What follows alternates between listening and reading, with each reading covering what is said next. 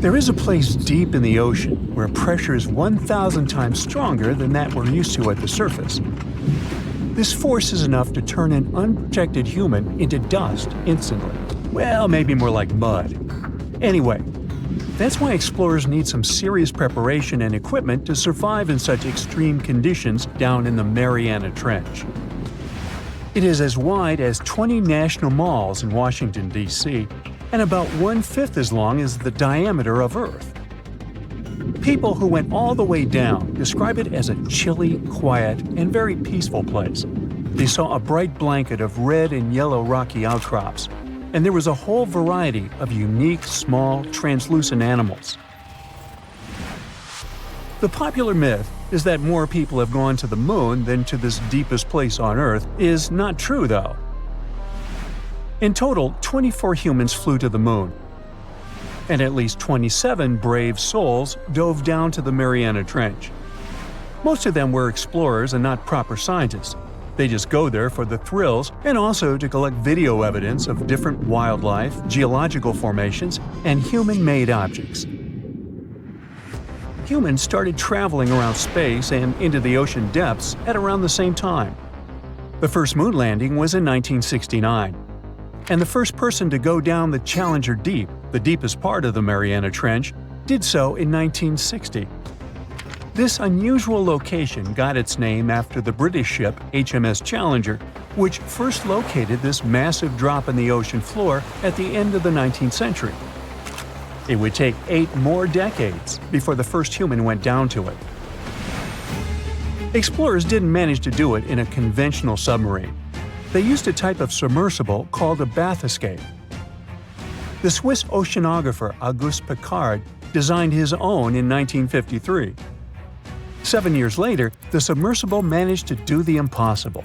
It had reached a depth of nearly 36,000 feet.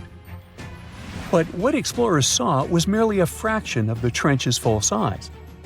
The fact that it is so huge of the Mariana Trench is just one of the reasons why it's mostly unexplored today. The absence of light is another major issue. Sunlight is incapable of reaching such profound depths, so the entire trench from top to bottom lies in absolute darkness. Because of such conditions, the ecosystem is a lot different than the shallower regions of the Pacific. This puts immense pressure on marine wildlife. Yeah, the pun is intended. Another reason why it's so challenging to survive there is the temperature. Water freezes at 32 degrees Fahrenheit. At the bottom of the Mariana Trench, the ocean is just a couple of degrees above freezing. One of the factors that hasn't let this area turn into a giant icicle is the fact that salt water has a slightly lower freezing point. The other reason is geothermal energy that warms the ground at the bottom of these just enough for it not to freeze. That's why submersibles need to have proper insulation to navigate these icy conditions. When they reach the bottom, researchers find out that this desolate and harsh climate is home to several animal species. They encountered arrow-toothed eels, snailfish, and spoonworms at various depths. There were even strange-looking translucent sea cucumbers and shrimp-like amphipods. The biggest surprise was microbial mats thriving on methane and hydrogen from the mud. Among the species, the Mariana snailfish looks like a master of the environment that can go farther and deeper into the trench to feed on prey than its competitors. Despite its seemingly fragile appearance, the snailfish has adapted to withstand extreme pressures, a superpower it wouldn't be able to survive without. The exotic life forms that live deep down aren't normal-sized, since deep-sea gigantism makes them grow significantly larger than their counterparts in other ecosystems. One example is the giant tube worm, which can be 6 feet long. Science has a hard time explaining the exact cause of this form of gigantism. Thermal vents are just one of the possible explanations. All of these factors might help explain the huge time gap in researching the Mariana Trench. The first successful dive after the 1960 expedition came only in 2012. That's when the famous Canadian film director James Cameron went down in the deep-sea Challenger. Because few scientists have gone that deep before or after Cameron, There is no map of the deepest point on our planet. We know very little about the oceans that cover 2/3 of the Earth's surface. Researchers have mapped out only 5% of them so far. Science still has a lot to discover in the Mariana Trench and other unexplored places on our planet. The Amazon rainforest stands as the best example of the world's most unexplored regions. The list of reasons why this part of South America is unknown starts with its wildlife: jaguars, anacondas, piranhas, black caimans, and Brazilian wandering spiders are just some of the creatures that pose a risk for researchers. Relentless year-round rainfall induces heavy flooding. Add to all this some treacherous river currents, and you can see why scientists have mapped such a small percentage of the Amazon to date. In just one region of Brazil, near Peru, there are at least 14 tribes that have never had contact with the outside world. The national authorities intend to keep it that way. Isolation of these indigenous people is the best way to protect their future. The same goes for a remote island in the Indian Ocean. After the tragic tsunami of 2004, helicopters flew over North Sentinel Island to make sure its inhabitants were alive and well. Meanwhile, the Sentinelese weren't thrilled. They took up bows and arrows to drive away the unwanted visitors. This tribe is one of the last uncontacted tribes on Earth. Although anthropologists and filmmakers visited the island in the late 1960s, we still don't know much about its indigenous population. It sits a long way off any shipping lanes in the Bay of Bengal. North Sentinel has no natural harbor, and it's surrounded by a shallow reef. This makes access to the island possible only by boat. The Indian officials who lay claim to the island have prohibited outsiders from visiting the island for safety reasons. The estimates on how many people inhabit the island vary significantly, from as few as 15 to as many as 500. The island is not tiny. It's about 5 times as big as London's Heathrow Airport. Apart from occasional contact during the past 2 centuries, the Sentinelese must have been isolated for a long time. They are related to other indigenous groups in the Andaman Islands, but their neighbors cannot understand a word of their language. The continent of Antarctica has no permanent human settlements at all. The only people who periodically live there are international scientists. This vast expanse of ice and snow, roughly the size of the United States and Mexico combined, still has many regions where humans haven't set foot. Satellite imagery and photos that NASA's aircraft made from the air have mapped out the entire continent. So we know where to go, but it's not that easy. The reason for this are all the adjectives that go with Antarctica. It is the coldest, windiest, driest, and brightest of the 7 continents. This makes it virtually unlivable. More than 99% of its surface is covered with a permanent sheet of ice. Its thickness ranges from 1 mile to as many as 3 miles in some places. That's half the height of Mount Everest. Now, the Himalayan range contains the world's tallest unclimbed mountain. It is also the tallest mountain in Bhutan. In the local language, the mountain's name translates as White Peak of the 3 spiritual brothers. Out of respect for the spiritual beliefs of the local population, national authorities restricted and then completely banned mountaineering at the beginning of the 21st century. To this day, there is no evidence that any climber has ever managed to successfully reach the summit of this mysterious mountain.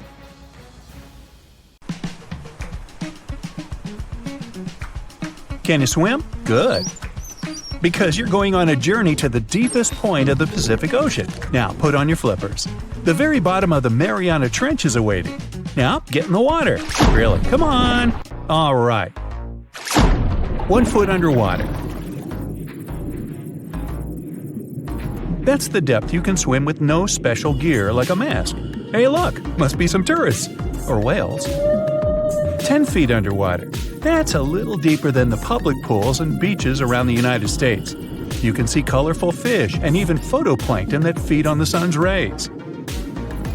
26 feet down. This is the depth at which the foundations of the floating city of Venice in Italy stand. Builders laid columns at that depth on which they later built houses and streets. 30 feet underwater. You start to feel a lot of pressure. When you're on the surface, you're under atmospheric pressure, 15 pounds per square inch. But here, at 30 feet, that pressure is doubled. All the air pockets in your body, like your lungs or ears, begin to compress from this pressure, giving you discomfort. But no worries, your organs are soft and elastic, so you can keep diving. 40 feet underwater. Oops, you're running out of air. An average person can hold their breath for 30 to 90 seconds. The current record is an incredible 24 minutes and 37 seconds. Gasp. Okay, you'll need some diving equipment to continue your descent. There you go. Thank you very much. Tourists dive to this depth to look at reefs and corals. You don't need special skills for that, but you can't dive any deeper without training or a license. 45 feet down. Be careful. There's sharks swimming here looking for food, like you. Sometimes tourists descend to this depth in a safe cage to see the sharks up close. You're better off staying away from these predators and not attracting their attention. So make sure you're not wearing any bright and shiny jewelry. Sharks love that kind of thing. 62 feet underwater. You could see the Aquarius Reef Base Lab in Florida at this depth, if you were in Florida. It's really an entire building with rooms for exploring the seafloor, accessible through a hatch. 105 feet down. You see a strange bell hanging from a chain. People used to use these things for deep diving about 400 years ago. They'd lower a bell on chains with divers inside from a ship. There was enough air inside the bell for them to breathe. That way, they could explore sunken ships with treasures. 140 feet. At this depth, you could find an entire sunken city in Qiandao Lake, China. You can still see streets, houses, and temples there. 330 feet. Whoa! You almost hit a huge blue whale. How could you miss it? These guys, the size of 2 train cars, usually dive to that depth. Shh! Let's listen to them sing for a while. It's beautiful. Now, let's keep going. 660 feet. This is where most of the ocean life ends. Sun rays hardly penetrate any deeper into the water. Everything below are unusual fish like this angler. They have such an unusual appearance because they have to adapt to the high pressure here. 702 feet underwater. This is the last mark where you'd see a human without diving equipment. This man holds the title of the deepest man on Earth, and he's the only one who has managed to get to this depth. The water pressure on his body here was 20 times greater than that on the surface. 985 feet. Ooh, what was that sound? Whoa, that's a submarine. That's the maximum depth they can dive to. Some of them can reach speeds of 26 miles per hour. Fun fact, an ostrich can run twice as fast, but she can't swim. 1,090 feet. Say bye to this scuba diver. You won't see them any deeper than this. The world record was set in the Red Sea. It only took the diver 12 minutes to reach this depth, but it took him a whole 15 hours to return to the surface to avoid decompression sickness. So now you get an atmospheric deep diving suit. It's completely sealed, and you won't feel the insane water pressure on your body in it. 1,454 feet. If you stuck the Empire State Building in the water, its tip would be here, and all the carpet inside of it would be wet. 2,300 feet down. The water pressure here is 70 times greater than on the surface. The flexible plastic parts of your suit can't withstand that kind of pressure. So here's some urgent delivery. It's an ultra-deep submersible.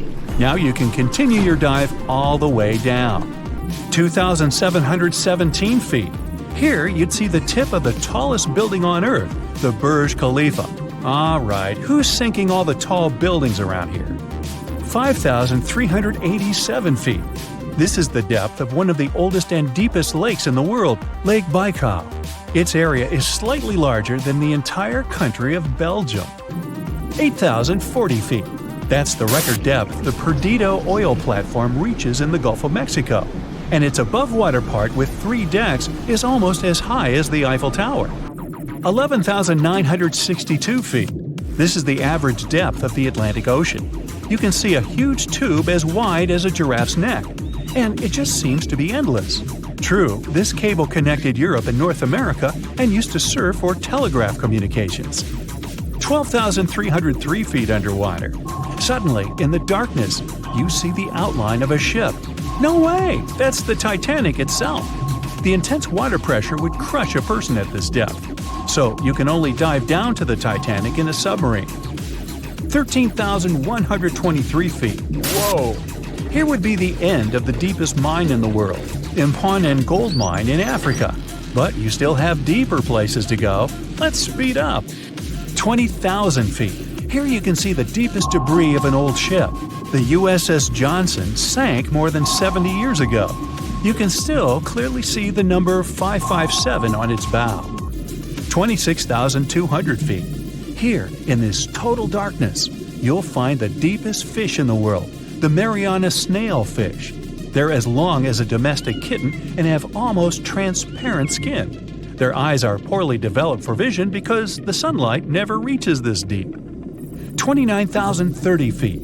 If you take Mount Everest, flip it over, and stick it into the Marianas Trench, this is exactly where you'd see its tip. Even though this is the highest point on our planet, you'd still have a lot deeper to go. 35,755 feet down. Here, in the Challenger Deep, you'd still see life.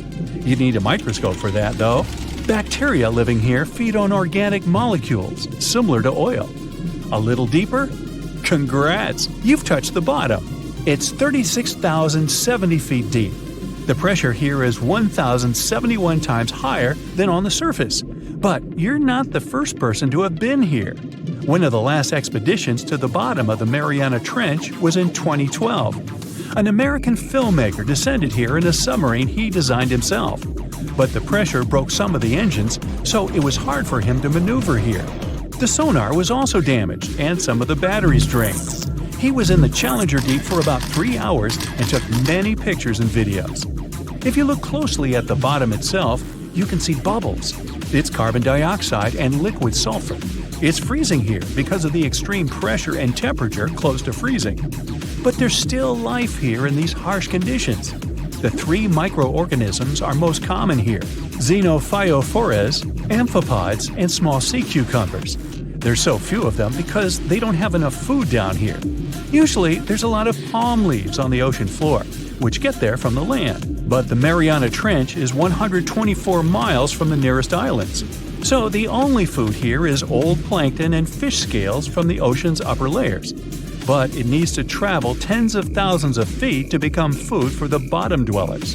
But can you go even lower into the crust of the Earth?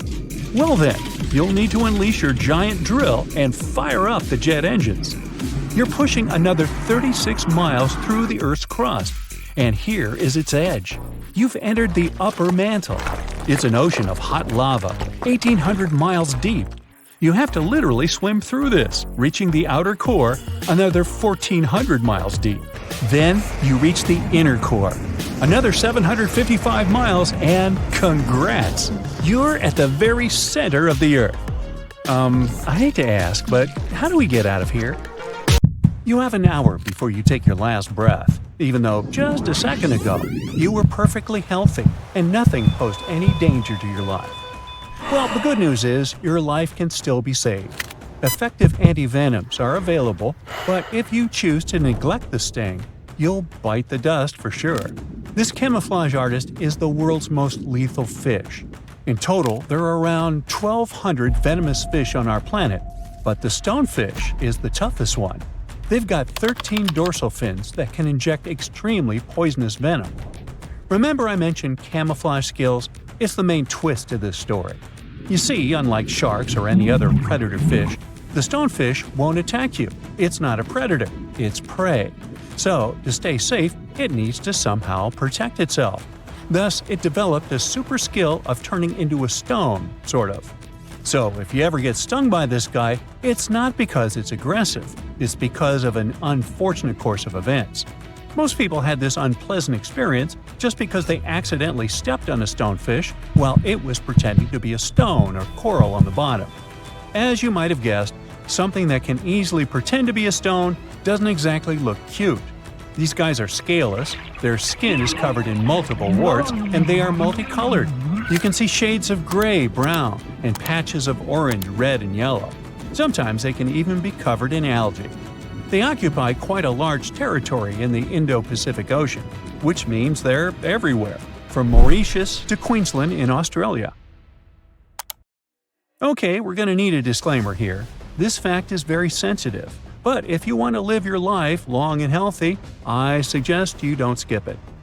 This is a fly. Pretty harmless and definitely way less powerful than you, a human being, are. Yet, chances are that this gentle buddy can destroy your body. Now here's how the story goes. Some time ago, a lady from the UK decided to go on a cool trip to South America. Sounds exotic and not banal at all. Rochelle, who was 27 back then, went to Peru with her boyfriend. When she got back to her home country, she started having severe headaches. She couldn't understand what was going on. Then, half of her face felt terrible discomfort, and suddenly, some weird sound in her head started haunting her. One day, she went to bed, only to wake up the next morning to see that her pillow was soaking wet with some weird liquid. Not blood, not water, just some substance. She rushed to the hospital, where doctors said she had an ear infection.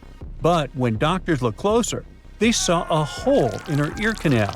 It was around half an inch big, but it was swarming with maggots. Yeah, ooh. Now, Rochelle was lucky. The emergency brain scan showed no major damage whatsoever. The eardrum, blood vessels, facial nerves, they were all right. The big question was how to make the maggots leave poor Rochelle's ear. We all get it, it's pretty tight inside the ears, and even small forceps weren't very helpful. So to save the lady, the doctors decided to use olive oil. They expected the maggots to drown, and indeed 2 maggots did. Yet there were 8 more. The most horrifying thing was that the lab analysis showed that a New World screwworm, that's the official name of the fly that interfered with Rochelle's health, had laid eggs in the ear canal that the maggots were chewing. But how on earth did this happen? Well, while she was on vacay in Peru, she once walked through a swarm of flies. One of them got into her ear. She shooed it away, but it had more than enough time to lay eggs inside. Doctors helped Rochelle evict the unwanted guests, and luckily, there won't be any long-term consequences. But we all get it that it could have been much worse. Now, I don't need to tell you that caving is extremely dangerous, do I? Back in June 1990, a man called Gary Lutz took his sons, Buddy and Tim, on a spelunking adventure to West Virginia's New Trout Cave. He packed food, water, and spare headlamps. But here's where he messed up. He left the pack behind when they reached the maze, a tight spot with jagged rocks. He figured they'd grab the supplies before their headlamps ran out of charge.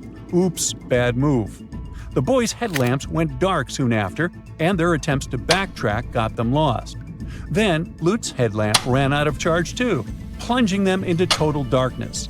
For 5 horrific days, they had no food, no water, and no light. They started coughing up cave dust and hallucinating from dehydration. Luckily, someone noticed that their car had been parked for days and called the authorities.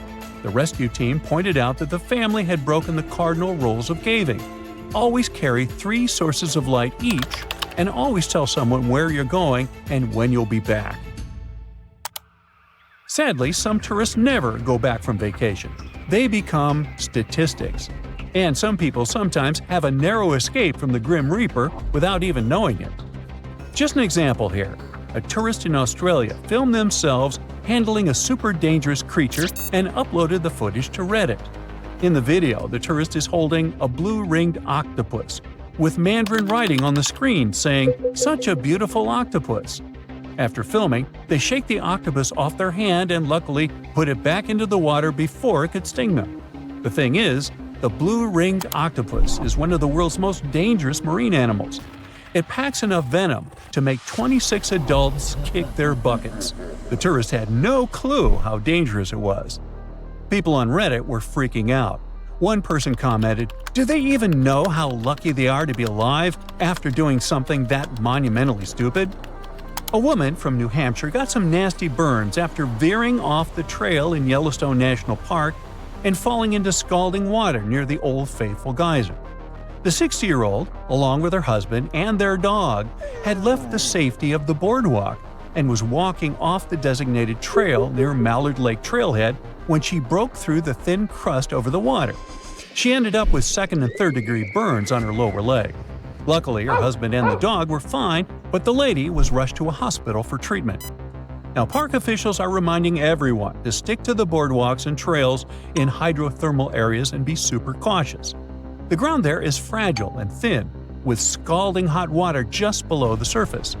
Pets are allowed in some developed areas of Yellowstone, but they're not permitted on boardwalks, hiking trails, in the backcountry, or in thermal areas.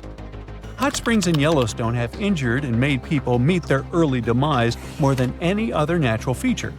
At least 22 people have passed away from hot spring-related injuries since 1890. Hey, what's cooking? Oh, it's you. Jumping off a bridge into a river filled with crocodiles. What could possibly go wrong? Turns out, a lot. One New Year's Eve, Australian tourist Aaron Langworthy decided to try bungee jumping off a bridge that connects Zimbabwe and Zambia, right near Victoria Falls. It's a 360-foot drop of pure adrenaline. But for Langworthy, things went sideways when her bungee cord snapped, sending her plunging into the Zambezi River, which is known to be home to plenty of crocodiles. Now, Erin herself says it was a miracle she survived. When she fell, she blacked out on impact and felt like she'd been slapped all over, but the cold water shocked her back to consciousness. Now, it's easy to judge tourists for taking risks like this, but bungee jumping has been a thing at this spot for over a decade, drawing more than 50,000 tourists each year and bringing in much-needed revenue for both Zimbabwe and Zambia. The authorities claim bungee jumping is safe. The probability of an accident like Aaron had is 1 in 500,000 jumps. So I think Aaron should go buy a lottery ticket.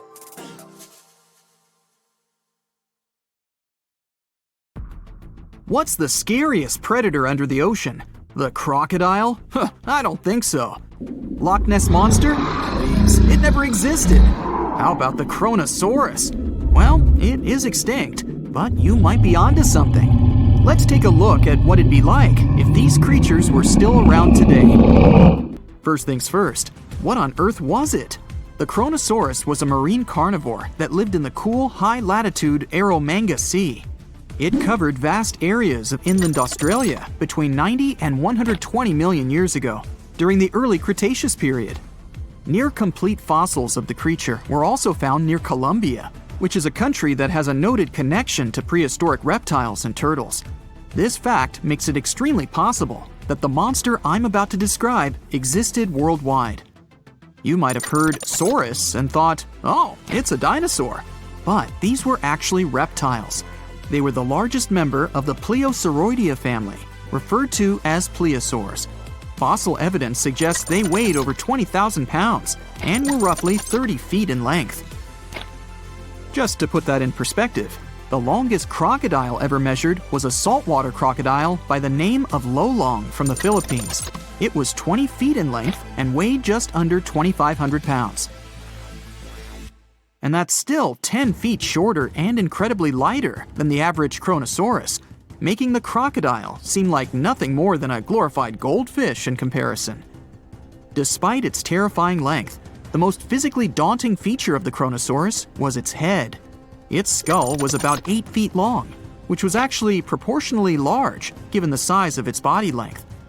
Anything that was unfortunate enough to end up inside the Kronosaurus's mouth may have been given false hope.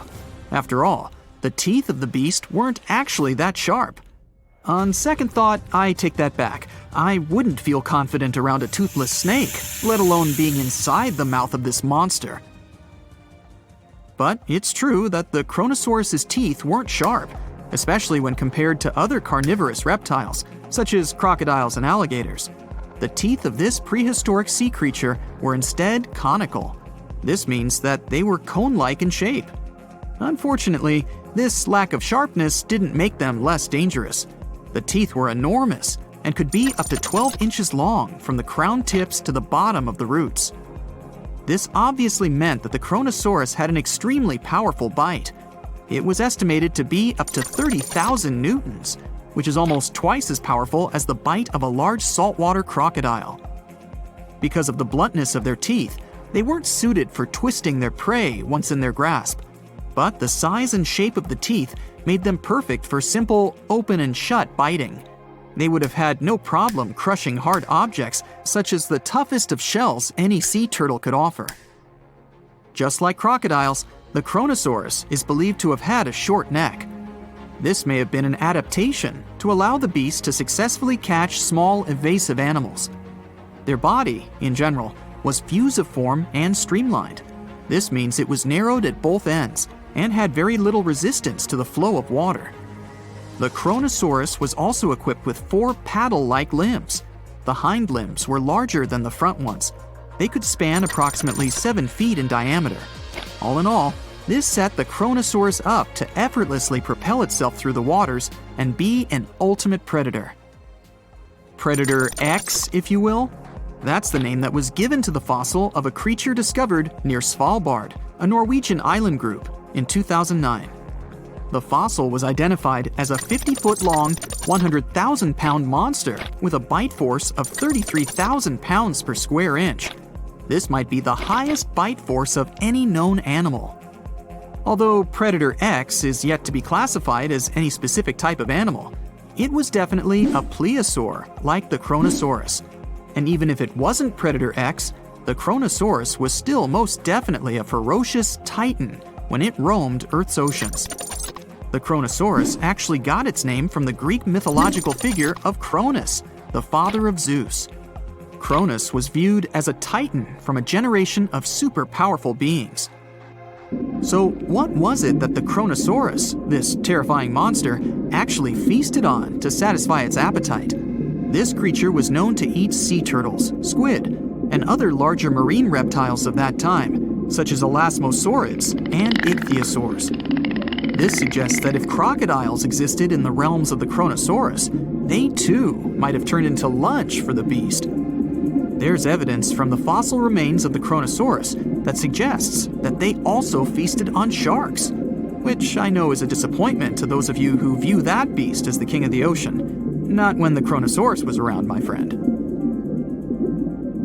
In any case, grounding all kinds of food into small pieces to help digest them would have been difficult without small teeth. This explains the presence of rounded stones found in many of the remains of these sea creatures. Researchers believe these stones may have been swallowed to control buoyancy or to help process food. It's also entirely possible they were accidentally swallowed while feeding on other animals from the seafloor. As if the Kronosaurus even needed to be a meanie with its already existing power and size, there's also evidence to suggest that it indeed might have been. It turns out that after using all its impressive attributes to catch its dinner, the Kronosaurus first liked to play with its food, like a cat does with a mouse. I guess since the hunt was so easy for them, they needed to get their fun from somewhere else. Well, I think now you should have a good idea about these creatures. So let's ask ourselves what it would be like if they were still around today. And by the way, why aren't they? Well, the Kronosaurus was completely finished off by the same KT meteor that took out the dinosaurs 66 million years ago. But even before this catastrophic event, they were coming under increased pressure from an even bigger and more vicious family of carnivorous marine reptiles known as mosasaurs. You can't always be a top dog, I guess, or rather, top marine reptile. But what if this never happened, and they were still roaming Earth? Well, this might be obvious, but can you imagine what kind of impact that would have on sea tourism? Based on the impact that famous movies about sharks and killer whales had, what do you think the presence of a Kronosaurus in the ocean would do to beaches? The very creature that would eat sharks and whales for breakfast. Beaches would certainly become a great place to go for a quiet walk, because nobody else would even be there. And what about such activities as boating, surfing, and scuba diving?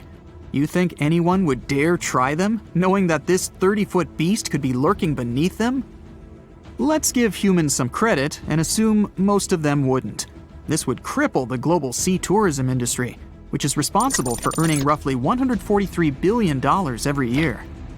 Just to make sure this shocking point hits home, the most expensive yacht to ever roam the ocean was called the History Supreme. Its master bedroom was believed to have a statue made of T-Rex's bone and a wall made of meteorite rocks, as well as a 24-karat gold panoramic wall aquarium.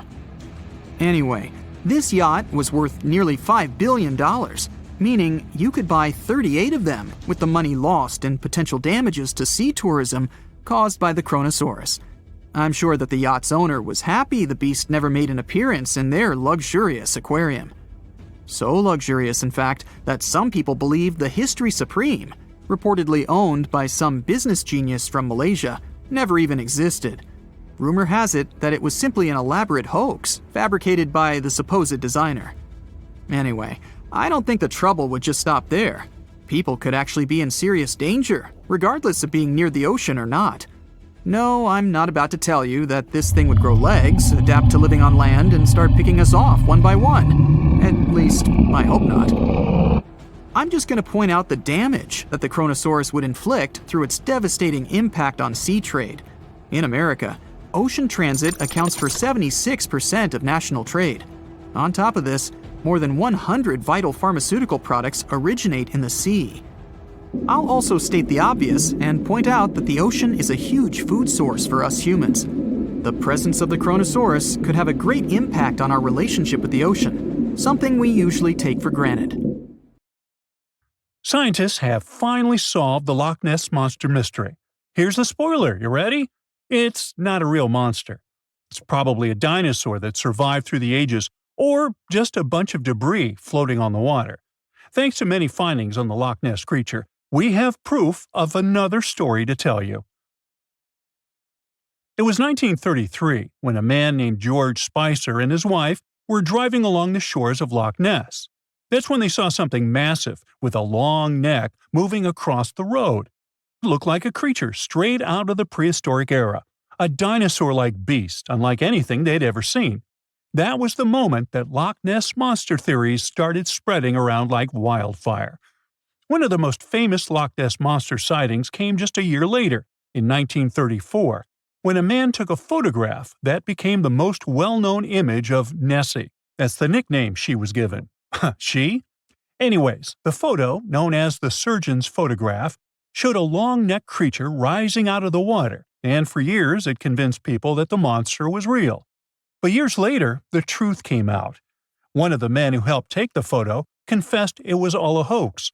The photo had been staged after all. When the photo was published, it had been significantly cropped. This made the animal in the picture look much bigger than in real life, fueling the theories that the Loch Ness Monster did in fact exist. In the 1960s, one of the first big scientific attempts to investigate the mystery of the Loch Ness Monster happened.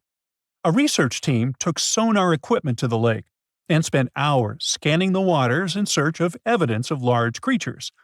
What they found was puzzling. They recorded several objects moving deep in the loch, or lake, with no clear explanation as to what it was.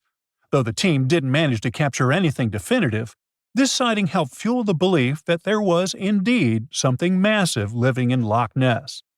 After that, research about the mystery of the Loch Ness Monster kept popping up. In 1972, with the help of underwater photography, some researchers managed to capture strange images, which got people's hopes up for a minute. But the truth is, this early research about the Loch Ness Monster was far from conclusive. Now, of course, not everyone bought into the mystical, magical theories about the Loch Ness Monster. Theory 1, from a professor of zoology at Oxford University, has made it clear that the monster is a biological impossibility. Hey, my pediatrician said that about me, too. Meanwhile, he says that no skeletal remains have ever been found in the region. Plus, no fishermen have ever caught anything resembling the creature in their fishing nets. For him, this works as proof that it simply can't be real. When it comes to the famous photos of the Loch Ness Monster as evidence, well, that's pretty simple. The professor offers a more down-to-earth explanation. He argues that these images are either showing floating debris or birds, like cormorants, which have long necks and often appear to be low in the water. When people refute his suggestion, he takes us back to human psychology and explains that people often make mistakes and misjudge the size of things. especially when they just caught a glimpse of it, and even more so when they are hoping to see something specific.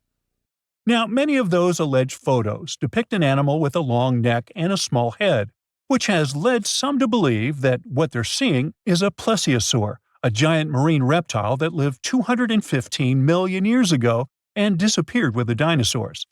The idea of a plesiosaur surviving all these years is a theory that's been around since the first sightings of the creature. But this researcher isn't buying it. He explains that no plesiosaur fossils have been found in the region dating to anything later than 66 million years ago. The idea of a prehistoric creature still lurking in the waters of Loch Ness just doesn't hold up scientifically. Then there's theory number 2, from a British naturalist who has spent over 50 years investigating the Loch Ness Monster phenomenon. His conclusion is a little less dramatic. He believes that most people who report sightings of long-necked creatures are misidentifying other animals.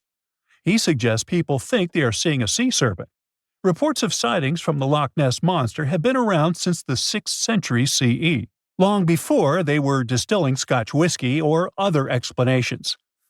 Early reports of these sea serpents describe large creatures with long snake-like bodies and multiple humps. Some say the creatures were as big as boats, and many swore they saw something swimming in the waters. Many of these early sea serpent sightings may have been misunderstandings or exaggerations of normal animals in the loch, like large fish or even swimming birds. They could have been large eels, which are known to live in Loch Ness. These eels, especially when they're moving, might have given the impression of a long, undulating creature in the water. People who saw these eels from a distance, particularly in low light or misty conditions, might have mistaken them for something much more mysterious. Theory number 3 says something else. Nessie is just a series of standing waves. These happen when two boat wakes move in opposite directions, creating a big hump in the water that could look like a creature from a distance. Loch Ness enthusiasts even showed how it works, with footage from Fort Augustus, where a river meets Loch Ness. These enthusiasts had big plans to use drones with infrared cameras and special underwater microphones to search the loch. Now, Loch Ness is massive, stretching around 23 miles long and more than 700 feet deep. So, they thought they needed drones and infrared cameras to put an end to this discussion. But despite everything, they haven't found Nessie. But it's not only the Loch Ness Monster that lacks scientific explanation. There have also been scores of sightings of Yetis and Sasquatches that no one can really explain. Folks have made movies, dreaming of finding the truth about these creatures. But, according to recent research and evidence, it looks unlikely that we'll ever find definitive evidence of their existence. Science says they can explain Sasquatch sightings, and this is how. Biologists who study wildlife using camera traps, which are set up in remote areas to capture images of passing animals, have long attempted to find elusive species. These cameras detect movement and snap pictures, providing invaluable data on the biodiversity of different ecosystems. As camera traps collect more photos over time, the number of species recorded grows. However, after a while, the number plateaus, suggesting that no new species are being detected. While it's impossible to claim 100% certainty, researchers say that after significant camera deployment, it's safe to say the likelihood of discovering new species, especially large ones like Bigfoot or the Yeti, drops significantly. Camera trap studies have been running for years in regions where these creatures are rumored to live, but so far, no conclusive evidence has surfaced. Instead, the supposed proof of Bigfoot or the Yeti often comes from blurry photos or shaky videos taken by individuals who claim to have encountered them. The scientific understanding of biology also makes the existence of Bigfoot highly unlikely. Often described as a great ape, Bigfoot would have had to evolve in North America. However, great apes evolved in Africa, and the only great ape to make it to the Americas is Homo sapiens, whose ancestors crossed the Bering Strait only about 16,000 years ago. This is far too short a time for a new species like Bigfoot to have evolved. While it may be disappointing for these mysterious creature enthusiasts, the scientific evidence points firmly toward the conclusion that creatures like Bigfoot and the Yeti are more fantasy than reality. After decades of extensive scientific research, it's safe to say that yes, science has solved the mystery of the Loch Ness Monster, and it's pure fiction. So, what do you think? There are plenty of fish in the sea. Some of them look totally like Nemo or Dory. Then there's the butterfly fish and fancy guppy, which is indeed really fancy. And then there's... What on earth is that? I would definitely not pay for a diving experience to see this guy. The anglerfish has the unofficial title of the ugliest animal in the world, but I wouldn't dare to break that news to it. There are more than 200 species of anglerfish currently swimming somewhere in the gloomy depths of the Atlantic and Antarctic Oceans, up to a mile below the surface. Some of them prefer different living conditions, the shallow tropical environments.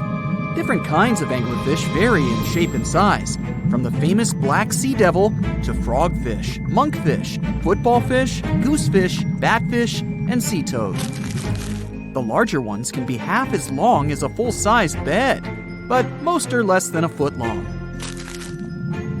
Since the choice of meals where these guys live isn't that huge, they had to come up with a unique hunting strategy.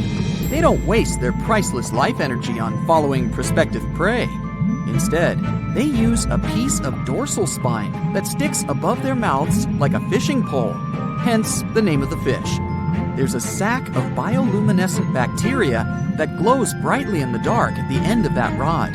The light lures prey, and all the anglerfish has to do is wait, and then enjoy its lunch delivered right to its mouth. Their bodies are pliable and huge, so they can easily swallow prey twice their size. Deep-sea anglerfish eat whatever they can find. Species that live in more shallow water aren't picky either, and can eat anything from shrimp to snails and small fish. Only female anglerfish have the cool fishing rod feature though. So what about their males? Finding a soulmate deep under the sea isn't that easy. I mean, literally, there's no light down there. Plus, there are frigid temperatures and low oxygen levels. Anglerfish can't afford to go on many dates in those conditions, so they mate for life. And before you go aw about it, I have to tell you, they do it in quite a special way. Male anglerfish are much smaller than their ladies. The contrast is so striking that when researchers first got interested in their love life, they thought those males were actually the offspring, or larvae, hanging out next to their moms. Certain anglerfish male species have receptors that alert them that there's a female nearby. After they mate, the male bites into his woman and stays attached to her head, belly, near her tail, and other areas he can access. While they morph together forever, the female fish gets the male's cells, DNA, and reproductive organs, but loses her immune response cells. The male gets free permanent housing and nutrition. Given the current real estate prices, it sounds like a dream. But that accommodation is shared by up to 8 males, and they can't move out if they ever feel like it. You're unlikely to meet this deep-sea fish in real life, but if you meet an anglerfish in your favorite video game, remember that you can easily outswim it and make it kinder to you with tranquilizing arrows. Once you befriend it, the anglerfish can be your scout and help you discover new areas with its bioluminescent pods. Back in the real world, down in the twilight zone of the ocean, about 650 to 3,300 feet down, the anglerfish isn't the only creature you're lucky you'll probably never meet. Many of the locals look like they come straight out of science fiction or horror movies, but that's because they had to adapt to this dark, deep world. I did my best to get you prepared for the creatures you're going to meet, starting with the common fangtooth. They spend most of their lives deep down, but at night, they move toward the surface to snack. These guys are more active than most other deep-sea dwellers. They don't wait for food to come their way, but actually follow it, and then get it with their long, hungry teeth. They don't have a built-in light bulb like the anglerfish, so they've developed a great sense of smell and use as much sunlight as they can get there in the depth to get around. Sometimes, even the shadow of a passing by prospective prey is enough for them to switch to action mode. And though they don't look too charming, they're completely harmless to humans if you ever run into one of these guys. Stoplight loosejaw sounds like a great name for an alternative band, but it's actually another deep-sea resident with sneaky hunting habits. It has special light-producing photophores under each eye. They emit green and red light like a stoplight, hence the name of the fish. Unlike other fish, these guys hardly ever leave the twilight and midnight zones. Their lower jaw is a quarter of the total body length, and the stoplight keeps it open all the time, hoping to get some lunch. It looks like a ferocious predator, but mostly prefers zooplankton, with an occasional dessert of shrimp, krill, and fish. I'm sure you didn't expect to meet a hybrid of an eel and a bird, but here it is! The slender snipe eel has a beak, much like that of a bird, with curving tips. The beak is equipped with tiny hooked teeth that the eels use to catch the antennae of delicious shrimp. And it sure is slender, stretching up to 5 feet and weighing only a few ounces. Scientists don't know all of this guy's secrets, since it's pretty tricky to study in their natural habitat. But it looks like they only produce offspring once in a lifetime, and then pass away. Glass squids like to take it easy in life and literally go with the flow.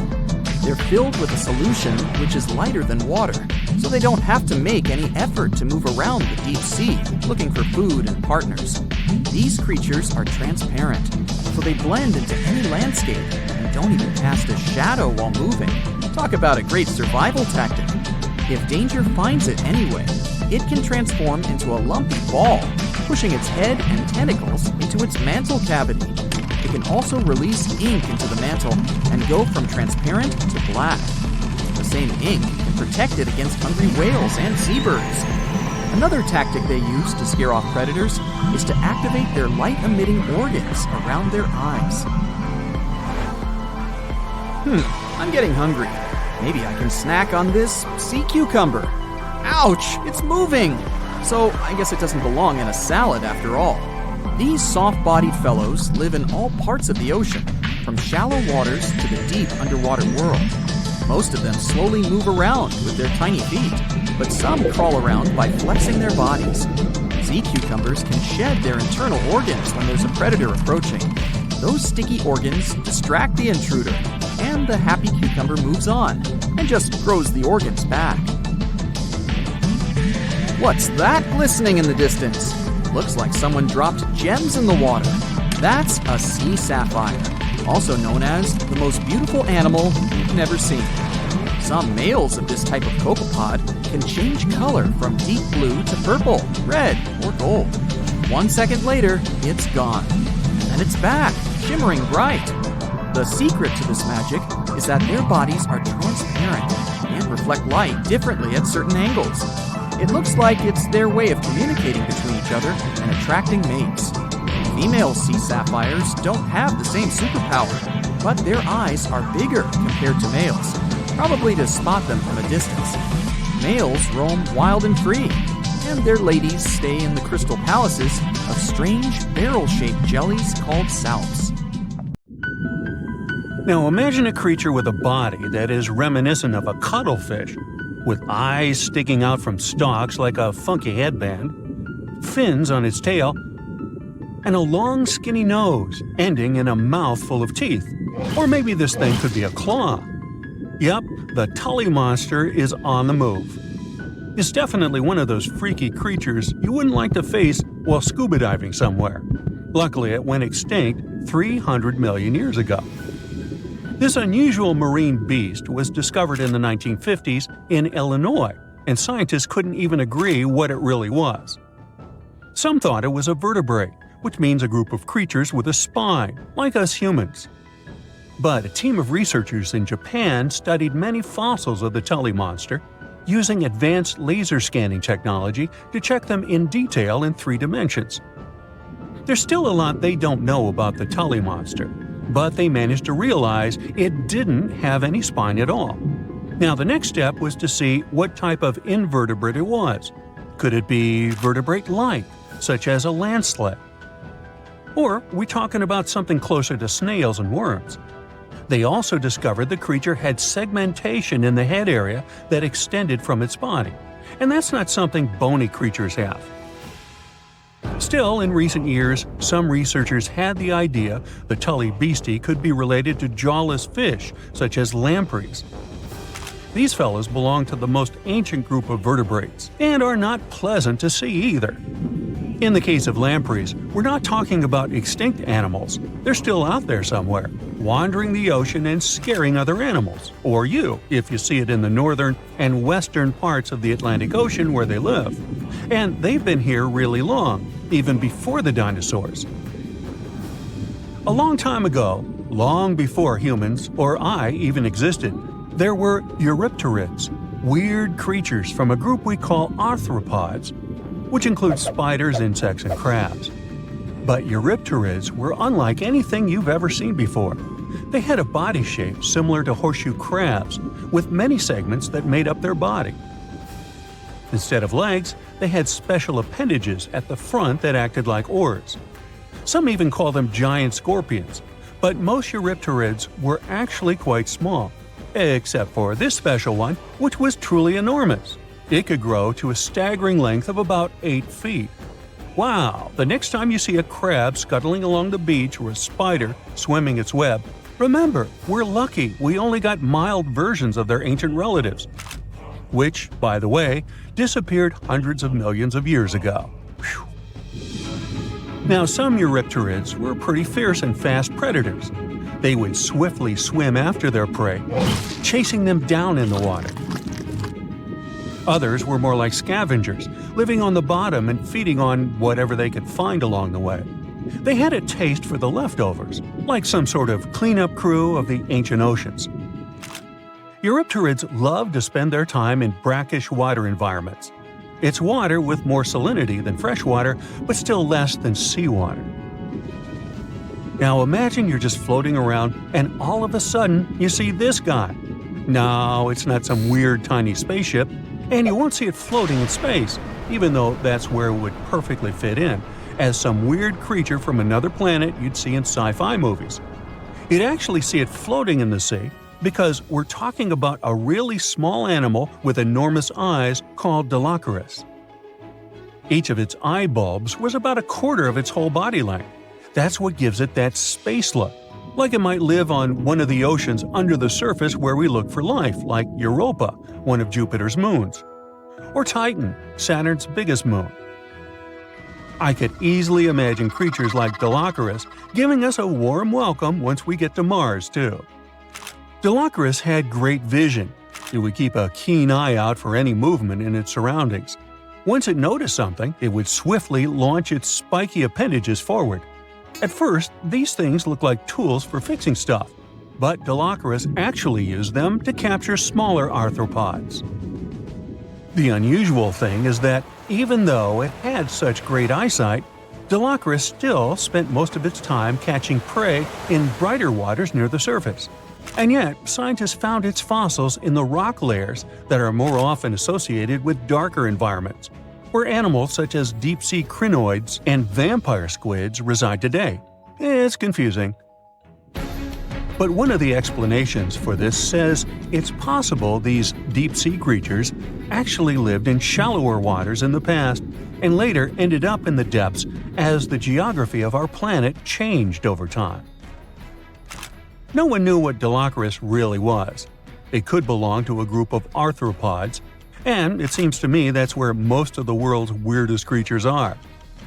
Some believe it could be related to mantis shrimp, while others compare it to blind, worm-like crustaceans that live in dark underwater caves. And check out this enormous worm lurking beneath the sandy ocean floor, patiently waiting for its next meal to swim by. These ancient creatures were like stealthy predators, perfectly camouflaged in their sandy lairs. And now, 20 million years later, scientists have found the remains of their hidden hideaways. The burrow they discovered, shaped like the letter L, was found preserved in ancient sediment on the seafloor of Taiwan. It was around 7 feet long and only an inch wide. That's where the ancestors of modern bobbit worms live. Bobbit worms have been around for a long time. They can grow to be a few inches to a whopping 10 feet long. A pretty weird creature dominated the skies at the end of the dinosaur age in North America. We know it as Quetzalcoatlus, and it soared above famous dinosaurs like Tyrannosaurus and Triceratops, showing them who the ultimate ruler of the skies was. Quetzalcoatlus belonged to a group of flying reptiles called pterosaurs. They were some of the biggest flying animals ever known to exist. When you think of Quetzalcoatlus, imagine an animal as tall as a giraffe. These incredible creatures had long necks, small bodies, long legs, and wings that were relatively short compared to their size. The biggest of its kind was really massive and held the title of being the largest flying creature of all time. They had long, pointed skulls, while some also had short crests at the back of their heads.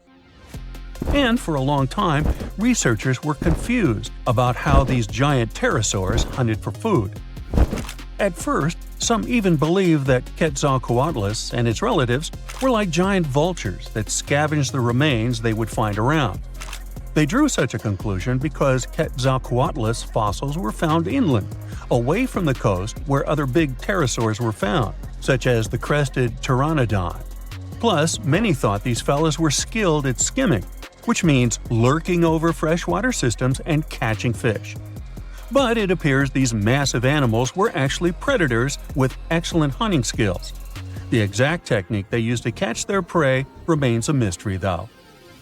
Now here's another cool discovery, a specific fossil as the oldest evidence of muscle tissue ever found. This fossil belongs to a group of animals that includes modern creatures such as jellyfish, corals, and sea anemones. And it looks so cool and unique, right? It has bundles of fibers arranged in a four-fold symmetrical pattern, similar to what we see in cnidarians today.